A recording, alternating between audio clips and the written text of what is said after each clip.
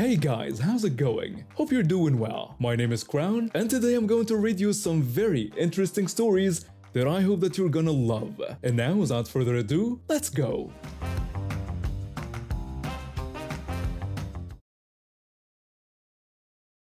I've always had a soft spot for animals. I spent countless hours watching nature documentaries and begging my parents to let me volunteer at the local animal shelter. By the time I was old enough to work, getting a job at a pet store felt like the perfect fit. The place I ended up at was a small family-owned shop that specialized in exotic pets and aquarium supplies. I started out helping with basic tasks, but eventually found my niche in the aquatic section, learning everything I could about freshwater and saltwater setups. The store had a cozy, lived-in feel. We weren't some corporate chain with endless aisles. Instead, we had a compact layout where you could see pretty much everything from any point in the building. The fish department took up a good chunk of the space, divided into sections for freshwater, equipment, and a smaller saltwater area. We didn't stock a massive saltwater selection since we weren't really known for it, but we carried enough to keep the hobbyists happy. Hippo tangs, clownfish, wrasses, the usual suspects. Kids always gravitated toward the tangs and clownfish because of that movie. You know the one. It was a quiet evening, the kind where you spend most of your shift doing maintenance tasks like scrubbing algae off tank walls and reorganizing supplies. We were 15 minutes past closing time, but we had a policy of giving customers until 9:30 to finish up and leave. My manager was in the office counting down the registers, so I was basically alone on the floor. That's when she walked in. She was in her 40s with hair dyed an artificial shade of blonde that screamed desperate attempt at youth. Her outfit looked like she was trying way too hard to recapture something she'd lost a decade ago. She had a phone glued to her ear, talking loudly to someone about something that sounded like a blend of complaints and gossip. Behind her trailed a kid maybe 7 or 8 years old, eyes glued to a handheld gaming device. His shirt was a disaster zone of stains, pizza sauce, soda, and who knows what else. At first they wandered around without much purpose. The kid didn't seem interested in anything except his game, and his mother kept snapping at him to pay attention. They stopped near the ferrets, and she yanked the device out of his hands. The reaction was immediate. Screaming, pouting, the works. But then something caught his eye and he bolted toward my section. Our saltwater tanks were modest but well maintained. The kid's face lit up when he spotted the hippo tanks, and he pressed his face right against the glass, yelling at the top of his lungs about finding Dory. His mother turned toward me, waving me over like I was a servant. I put down my algae scraper and walked over, keeping my tone friendly. I greeted her and asked how her night was going and if she needed help with something. She rolled her eyes before pointing at the tank and demanding to know how much the fish cost. The way she said it wasn't just blunt, it was rude. I shifted my posture, dropping the casual vibe and going into professional mode. I told her that the tang was $160 and mentioned it was a good-sized fish. She scoffed, then pulled a crumpled wad of cash out of her purse. She slapped $30 onto the desk we used for bagging fish and told me that was all I was getting and to bag the fish. I raised an eyebrow and leaned against the wall. I asked her if she had a saltwater tank. That set her off. She screamed at me, saying it was none of my business and demanding I beg her fish while calling me a little jerk. I slid the money back toward her and explained I couldn't sell her the fish because it needed specific care, and if she didn't have the setup, it would die. She shoved the money back at me, her face turning red. She threatened to get me fired if I didn't bag her fish right away. The kid started wailing, stomping his feet and screaming about wanting the fish. He kept calling it Dory, his voice getting louder and louder. I took a breath and kept my voice calm when I told them both I was going to have to ask them to leave. That's when I should have called the cops. I know that now. But I thought maybe they'd just storm out and that's it. The kid threw himself onto the floor, pounding his fists and shrieking. Snot ran down his face when his mother turned to him with a syrupy, manipulative tone. She told him she was sorry and said the guy didn't want him to have the fish and was perfectly fine with him having no fish friend to make him happy. She turned back to me, her voice dripping with venom. She asked if I could see what I'd done and said I was a stupid jerk breaking her angel's heart because I was being too stingy to sell her the fish. I almost laughed. The kid's tantrum escalated. He started screaming so loud I swear it could have shattered glass. Then, before I could react, he reached into the tank. He grabbed a piece of live rock, but he also grabbed a long spine urchin. The screaming turned into wails of pain when he yanked his hand back, clutching it. I heard footsteps behind me and turned to see my manager coming out of the office. He took one look at the scene and pulled out his phone to call 911. When I turned back around, my stomach dropped. The kid had something hanging out of his mouth. A claw. A tiny crab claw. He'd grabbed a pom-pom crab along with the rock and shoved it into his mouth, crushing it with his teeth. I told the kid not to move his hand because he would break the spines off, and they would stay embedded. His mother started hitting me with her purse, screaming that I'd hurt her kid and saying this was my fault. I explained that her kid had shoved his hand into a tank with toxic animals and did this to himself. I told her to calm down and leave him alone so when the paramedics got there, they could get the spines out. She asked how I dared say that and whether I expected her to let her angel suffer. She said if I had just sold her the stupid fish, this would have never happened. I asked her what she'd taught this kid after he'd reached into the tank and eaten a crab. She told me never to tell her how to raise her angel. She said he had the right to eat that crab because I took something from him and he took something from me. The paramedics arrived and had to restrain the kid to work on his hand. The police showed up shortly after. She tried to blame me, saying I threw the urchin at him and that he ate the crab in a panic. But we had the whole thing on camera, including her hitting me with her purse. Apparently, she'd stuffed the rock into her bag to give it more weight. She was arrested for aggravated assault. I didn't realize it at the time, but I was bleeding from my leg where the jagged rock had cut me. After giving my statement, I got 8 stitches and a $300 bonus from my boss. Turns out the kid had also been stung by one of the fox-faced rabbitfish in the tank, which explained the blind rage. The mother ended up with a plea deal. I grew up in a house where holidays were barely acknowledged. A dusty plastic pumpkin on the porch was about as festive as things got. When my wife and I bought our first house together, we made a pact. We'd make Halloween something special, not just for us, but for every kid in the neighborhood who deserved a little magic. That first year we went modest. Some cobwebs, a fog machine, maybe 15 pounds of candy. The kids loved it. Parents stopped to thank us. By year 3, our place had become the house everyone talked about. Kids would map out their trick-or-treating routes to make sure they hit our address. Parents would drive from other neighborhoods just so their children could experience what we'd built. We split our setup into 2 sections. The front yard was tame. Glowing pumpkins, some fake tombstones, nothing too intense. My wife would stand there in costume handing out candy to the little ones and anyone who didn't want to scare. The backyard was different. That's where we let loose.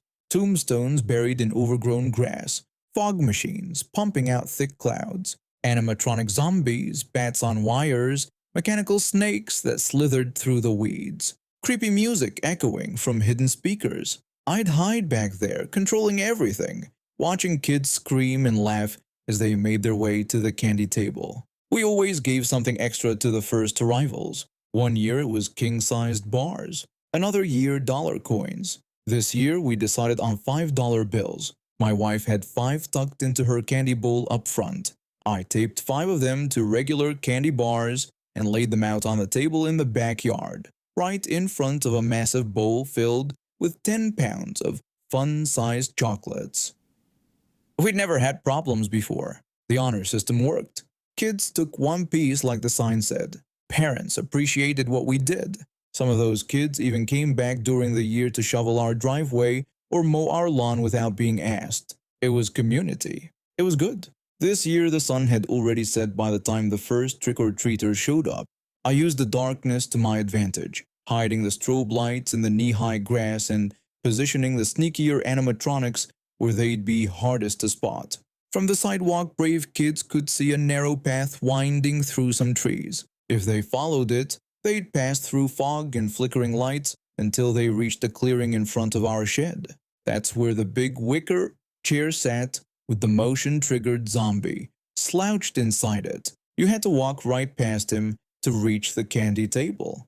The first group was a mom with two young kids. The boy looked maybe 8. His little sister couldn't have been older than 5. They took one look down that dark path and turned right around, heading for the front door instead. That happened a few more times over the next 10 minutes. Then a teenager, maybe 13, worked up the nerve to try the backyard. I triggered the zombie when he walked past. He screamed, stumbled, then just stood at the candy table frozen. I thought maybe he was still spooked, so I stepped out from behind the shed. I was wearing a black cloak, black gloves, skeleton face paint. He jumped again when he saw me, but I gestured toward the candy bars with the $5 bills. He grabbed one and bolted. I flipped the floodlights on the corner of the house. That was my signal to my wife that one of the special bars had been claimed. We had a system to make sure no one tried, hitting both the front and back for double rewards. A few minutes later, 2 more kids came through together. They were older, around 10 or 12. They teased each other the whole way, jumping at every mechanical spider and bat. When the zombie lunged, they screamed but laughed afterward. Each took a $5 bar. That left me with 2. The next group appeared at the edge of the path. 2 little kids, maybe toddlers, and an older teenager who looked about 14 or 15. He was heavy, moving slowly. Behind him was a woman. She was large too and loud. The 2 little ones went straight to the front porch. The teenager and his mother started down the backyard path. The woman's voice cut through the music and sound effects. She complained loudly about what a horrible waste of money this was, and how ridiculous it all seemed. Her voice was sharp and shrill, making sure anyone nearby could hear her. I felt a flash of irritation but shook it off. I didn't want to ruin it for her kid. I hurried to reset the zombie and ducked back into my hiding spot. She continued her complaints when they walked, announcing that this wasn't something for kids and declaring it sick.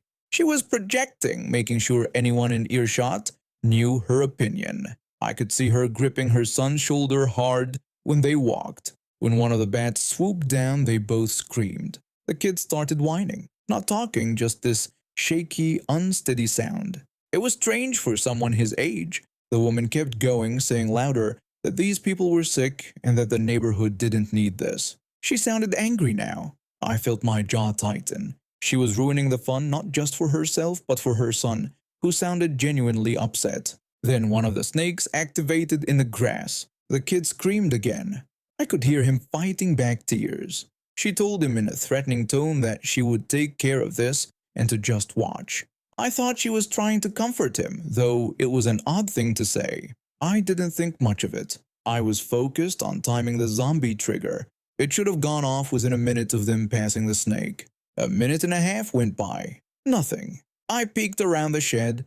They were waddling back toward the entrance. Both of them, and the candy table was empty. The entire bowl was gone. So were the 2 $5 bars. I started running. I'm tall and fast, but I'd barely taken 3 strides before I tripped over something. Wires. I looked down. She cut the power cords to the animatronic bats. When I looked up again, she was hustling her 2 little kids toward a car parked in front of my neighbor's house. Her son was already climbing in, clutching the candy ball. I reached the car just when she started the engine. I slammed my fist against the passenger window where her kid sat, grinning wide despite the tear streaks on his face. The glass didn't break. She floored it, tires screeching when she ripped out of the parking spot, with zero concern for the children still wandering the street. Several neighbors rushed over, asking what happened. I explained. One parent had gotten her license plate before she turned the corner. I was furious, but there were still kids waiting. I closed the backyard gate and told my wife what had happened. We split the remaining front door candy so we could at least keep handing it out. And when I went back to assess the damage, I realized she hadn't just cut the bat wires. She'd severed power cords too. It would take time to fix. I brought the candy back to my wife and started making repairs. 5 minutes later, the police arrived. A neighbor had called them. I gave a full report while they took down the car description and plates. By the time they left, the 2-hour trick-or-treating window had ended. My wife said she'd seen maybe 100 kids. I'd seen 3, and 2 thieves who'd ruined it for everyone else. We thought about extending it another night, but the weather turned cold and rainy. Our equipment couldn't handle it. A few days later, the cops found her. She lived almost 30 miles away. She'd heard about our setup and driven her kids out specifically to visit. She and her son were charged with destruction of property, vandalism, and criminal mischief. Several officers had kids who'd planned to come through but never got the chance. That didn't sit well with them. The kid was charged as a minor. The police suggested I file a civil lawsuit for damages. I did. In court, she claimed I was bringing Satanism into the community, a community she didn't even live in. She said she had to do something. She was smug, condescending. The judge didn't buy it. She was found guilty of destruction of property and vandalism. She got 6 months in county jail. Her son was removed from her home and sent to juvenile detention for 2 years. It wasn't his first offense. They didn't elaborate because he was a minor. The civil suit went in my favor. She was ordered to pay $4,000 in damages plus $6,000 in lawyer fees. My neighbor across the street is an attorney. He represented me. We kept the haunt going for 2 more years. Then we moved out to a rural area. Our nearest neighbor is a quarter-mile away. No trick-or-treaters anymore. But for those years, we gave kids something they remembered. And one entitled woman learned that stealing from children has a price. I transferred to a university in Washington last year, the one that literally everyone and their mother applies to. When I started working part-time at the campus housing office doing front desk work, they handed out free reusable masks to all staff and faculty because of pandemic protocols. The mask was in our school colors with the logo stitched on the left side. I didn't really care about the branding. I just liked that it was washable, and I could use it over and over instead of tossing out disposable ones every day. Nobody on campus seemed to mind. Some people even joked about wanting to swap their plain masks for mine. I wore that mask everywhere. To class, to the library, to the grocery store down the street from my apartment. It became my go-to mask because it was always sitting in my car and I never had to remember to grab one before running errands. One evening after my shift ended, I stopped by the grocery store to grab ingredients for dinner. I was standing in the meat section trying to find a specific pork cut when I noticed someone staring at me. I looked up and saw a woman with that classic short, choppy haircut standing a few feet away with her son. The son looked like he was around 17 or 18 years old. I was actually surprised to see both of them wearing masks properly. I figured maybe this wouldn't be one of those encounters. I went back to searching through the packages of meat. The woman kept staring. I kept ignoring her. Then she broke the silence by calling me selfish in a disgusted tone. I looked up and asked her what she meant. She repeated that wearing my mask made me selfish and a jerk. I told her I still didn't understand what she was talking about. She said she thought Asians were supposed to be smart and asked if I couldn't see that my mask was upsetting her son. I looked over at her son. The kid looked like he wanted the floor to swallow him whole. He was staring at the ground and his shoulders were hunched. I asked her what made her think that. She explained that my mask had my school logo on it and her son had applied there but got rejected. Her son spoke up quietly and tried to tell her that he had already said it was all right and that he didn't mind. She yelled at him to shut up. She turned back to me and told me to take the mask off. I told her I was sorry her son didn't get in, but I didn't understand how me taking off my mask would help anything. She started to say something, but I cut her off. I said I wasn't finished and explained that it was just a mask and nothing more. I reminded her it was required to get into the store, and I only wore this one because it happened to be in my car. She told me to just go outside and grab another mask. I asked why I should do that when we didn't even know each other. The woman lunged toward me with her hands reaching for my face. I took a step back and her son grabbed her arm. He told her he was done with her behavior. He pulled her back and she stumbled slightly. He said he had already told her he got into the other university in the area and had just started his first quarter there. He pointed out that she was the only one who resented him going there because she had some weird obsession with my school. He told her if she wanted the school so much, then she should go there herself. She asked how he could say that to her and reminded him she was his mother and he should be defending her. He said she was a mother who wasn't even happy that her son was a university student. He added that she had false pride despite only having a high school diploma herself. He finished by saying he could make his own decisions and thanked her. The woman stood there with her mouth hanging open. Her son let go of her arm. She turned and walked out of the store. Her son stayed behind and turned to me. He apologized for his mother's behavior and explained she had been acting like this ever since he got his acceptance letter. I told him it wasn't his fault and congratulated him on getting into a great school. He thanked me and said he was actually really excited about it. He explained that he had saved up money from working part-time jobs for the past 2 years, and his aunts and uncles had all chipped in to help with tuition when they found out he got accepted. He said they were all thrilled for him. His mother was the only one who acted like he had disappointed her. I said that sounded rough, but it seemed like he had good support otherwise. He agreed and mentioned he was staying in the dorms on campus. He explained that his mother had tricked him yesterday into visiting by saying she wanted to apologize and talk things through. Instead, she spent the whole time telling him he should transfer and try again next year to get into my school. He said she just didn't get that he was happy where he was. We chatted for a few more minutes. He told me about his classes and how he was adjusting to university life. He seemed like a genuinely good kid with his head on straight despite his mother's behavior. He was studying engineering and had big plans for his future. He talked about internships he wanted to apply for and research projects he hoped to join. Before we went our separate ways, he thanked me for not making a scene and said he hoped his mother would eventually come around. I told him to focus on his own happiness and not worry too much about her approval. He smiled and said that was exactly what his uncle had told him. I grabbed my pork cut and finished my shopping. I walked to the checkout line and thought about how bizarre the whole encounter had been. Getting attacked over a mask logo was definitely a first for me, but I was glad the son seemed to be doing well, despite his mother's behavior. And now we have reached the end of today's stories. Thank you for watching, and see you next time.